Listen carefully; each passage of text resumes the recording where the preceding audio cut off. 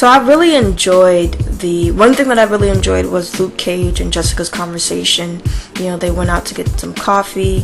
They, talked about their power, the origin of their powers. For Luke Cage, it was an experiment. For Jessica, it was an accident. You also see them get give a little bit more details about their personal life. Jessica admitted that she did try being a superhero. Luke Cage admitted that he feels trying to be a superhero just makes you a bigger target, and the people you really care about a bigger target as well. You also come to the realization that Jessica does know how Luke Cage's wife dies. Now, at that moment, at the conversation, you don't know exactly how it happened. At first I thought, okay, maybe she died possibly because of Jessica flipping a bus over. But I'll get into the revelation on that a bit later in the video.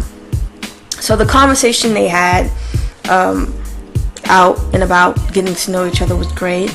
I liked the humor that they were giving each other, the flirtatious vibe, and it felt like they were really becoming more and more comfortable with each other. I did notice when Luke asked the question, do you know any others like us? Jessica hesitated, and then she lied and said no, she doesn't, because she just doesn't want to be involved in that world any longer, even though she's trying to catch Kilgrave. So it was an interesting thing all in all. I really did like that exchange with them and the vibes that I was getting.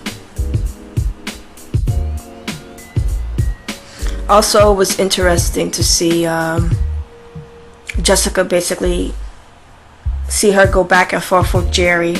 Jerry basically stated that she is not going to go out on the limb for Hope, for her client, and risk looking stupid just to defend her in the media, because the media was just hammering at Hope, calling her a delusional nut, another one of those weirdos who are under the influence of somebody else, who are weak-minded and choose to do the will or the bidding of some other stranger that the public has no clue about at the moment.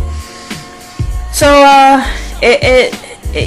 really liked seeing Jessica push really hard to defend Hope as a person, because the media was just dragging her down into the mud. So that was really good to see.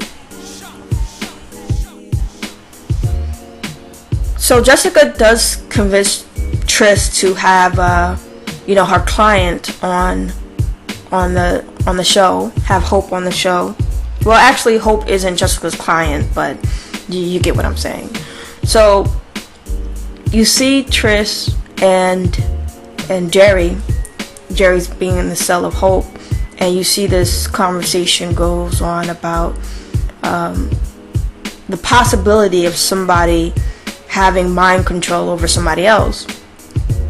And through the whole duration, you realize that Jerry, the lawyer, she was using this conversation, this time on the air, for someone else to indirectly put this out as a possibility without discrediting herself as a lawyer. So that shows that even more so that Jerry is extremely clever. She's a really sharp lawyer, and that's good to see for somebody having to defend a case like Hope's. It was also telling how frightened Jessica became when Trish started to talk and go after Kilgrave. Jessica even destroyed one of Trish's mics because she knew that he would go after Trish if for basically putting him on blast out there in the way that she did. And he indeed called on air and tried to and basically threatened her in his smug way. And I really love that whole, exchange at that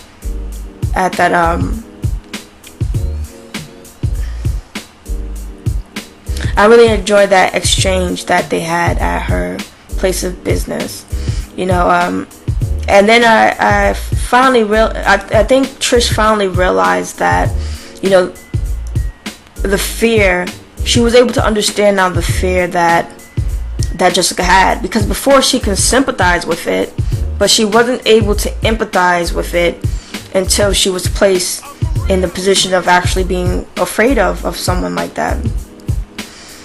You could see when she was walking out of her establishment, a fan came up to her with flowers and all this stuff for her to sign. She didn't see that though, and she basically kneed him in the stomach. But I really love Trish as a character so far. I really dig her. I'm really glad that she's getting more and more attention within the show. Her character is intriguing. I want to know about her mom. Was she an overbearing parent? There's something there when Jess asked, when she saw the bruises on Trish's arm, she asked her, is your mom back? So it's really interesting to see how that relationship is. So surgical anesthesia basically can handle Kilgrave. So you see Jess tried to go to Jerry's ex, or soon to be ex. They're going through a divorce, and basically, Jess is just trying all her options. So she's trying to get a prescription or something, have it be prescribed to her, and she just can't get her to do it. So she has to try other means, and that's using Malcolm as a ploy, to a distraction to get what she needs. And she felt bad about it because the idea was brought to her head by one of the crazy neighbors she had in the building, who basically told her, we're all a little bit racist. And then it dawned on her, wait a minute, I can use Malcolm to get what I need in order to take down Kilgrave. And she felt bad about it afterwards. But personally, I kind of feel Malcolm has been useless. He's not really interesting. He's the only character that I've seen on the show that has an interest, I have no interest in, and so far it didn't seem to serve a purpose. But in episode 3, he did serve a purpose, again as a ploy and as a distraction, so Jess can get what she needed. And I don't know, I'm not feeling him. I'm just not feeling him at all, and I think someone more interesting can soak up the time that's been wasted on Malcolm. I mean, eventually maybe he'll become more interesting instead of just some average junkie. Like I said, I told you in the beginning that Jessica knows how Luke's wife died, and she died because Malcolm controlled her and told her to kill his wife. And people can debate this, but personally, to me, I kind of felt kind of messed up that she knew this. She knew this when she first went to his medicine cabinet on the first episode, where she saw that picture, first or second, when she saw that photo, and she knew that was the woman she killed because of Kilgrave. She should have never slept with him after that. But that's just my personal take on it. But maybe they're holding this off. They're holding this revelation off until the last episode in order to give that the reason for Luke Cage to leave, because he's supposed to have his own show.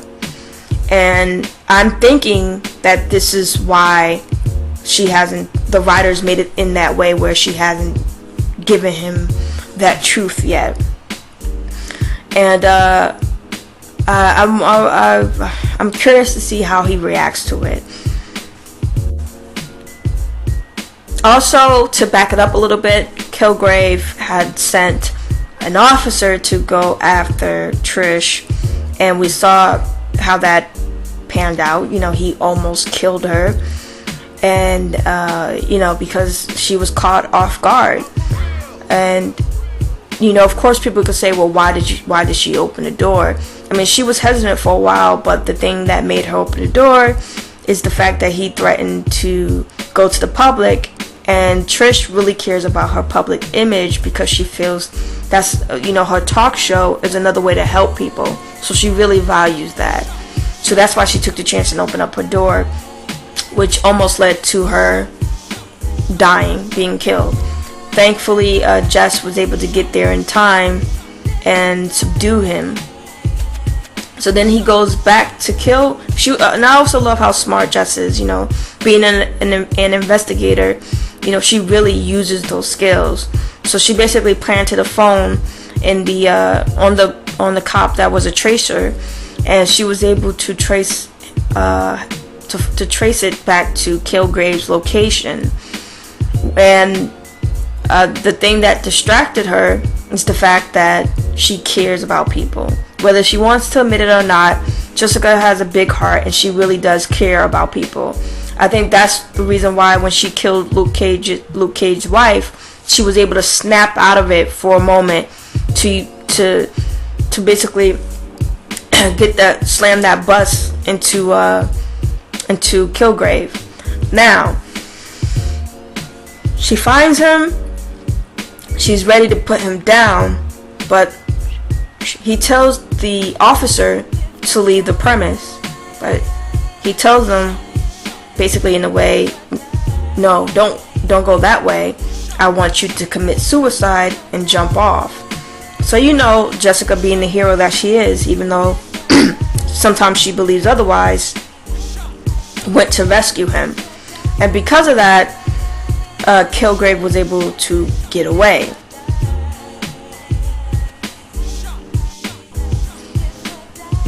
Now, something else revealed to Jessica was the fact that somebody has been following her. Almost every move she has made, someone has been following her.